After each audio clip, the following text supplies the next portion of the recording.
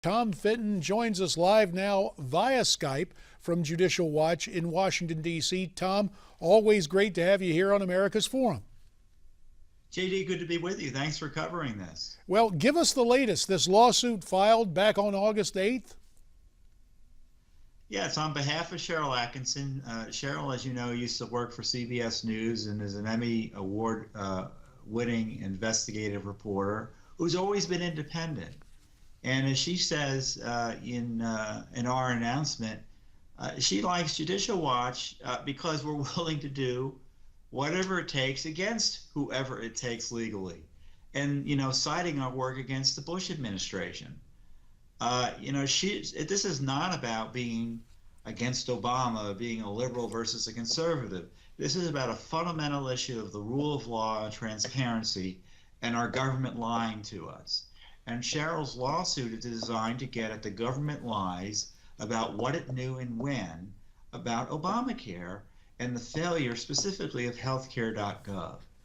And they pretended, for instance, not to know or have no idea how many people were signing up and things like that. And that's simply not true. And we want that info. And on top of that, there's another element here where emails have supposedly disappeared from a key official responsible for Obamacare. So this lawsuit is even more important in terms of highlighting not only the cover-up of the cover-up, but now we've got this issue of disappearing evidence. And documents that really are required by law to be kept and made available, if appropriate, to the American people.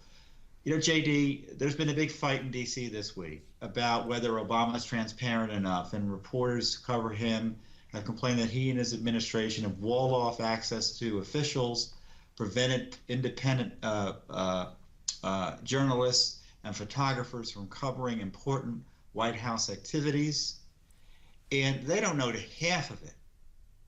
Well, this administration simply refuses to obey the Freedom of Information Act at its most basic level, meaning we got your request, we're going to send you these records by date X. They don't even want to do that. They just ignore it.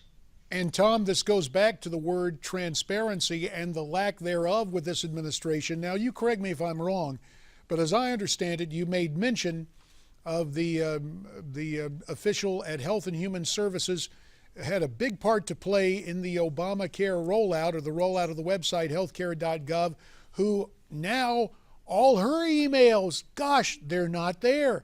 I believe there's about 20 Obama officials who have done this, 6 in the IRS, others in other administrative departments in the government. When you consider that against the so-called 18.5-minute gap in the Nixon tapes allegedly caused by Rosemary Woods, why is there not a greater outcry in Washington from the same reporters who are complaining about a lack of availability and transparency in the White House?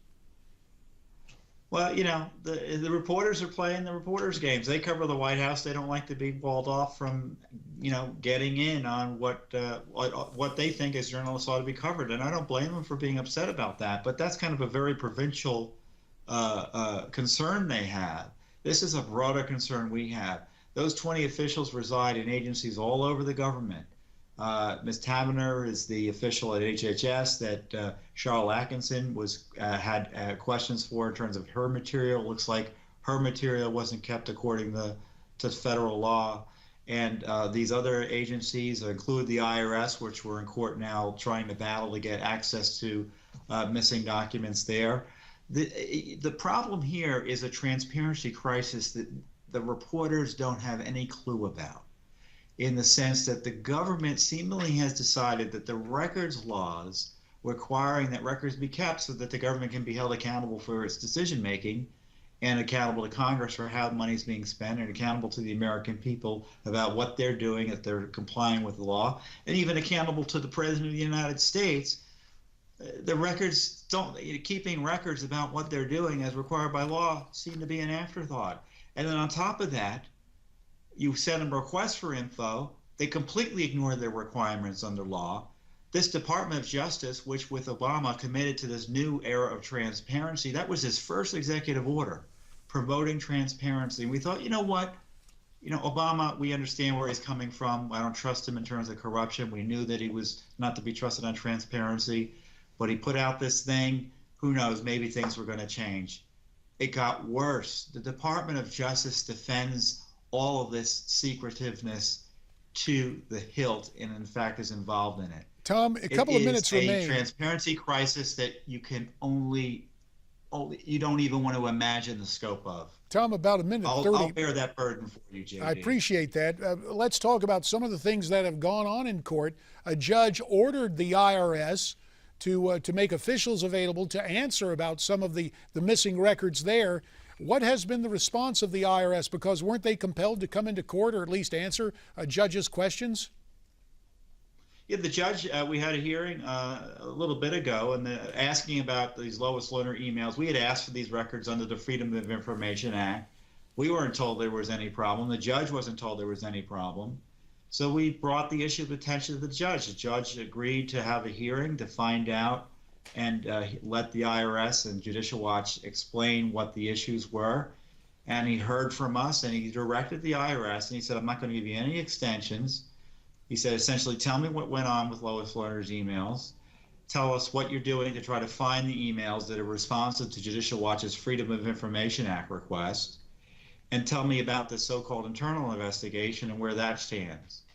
And instead, they, to put it charitably, gave him information under oath that were written declarations that show they're playing their cards close to their vest, and they treated the order like a joke.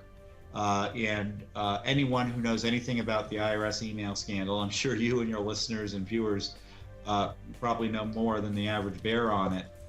You don't need to be an expert in tech to look to see what they filed the other day in court, which is available at our website at judicialwatch.org, and compare with the news reports about and IRS. we will have our viewers do that as always.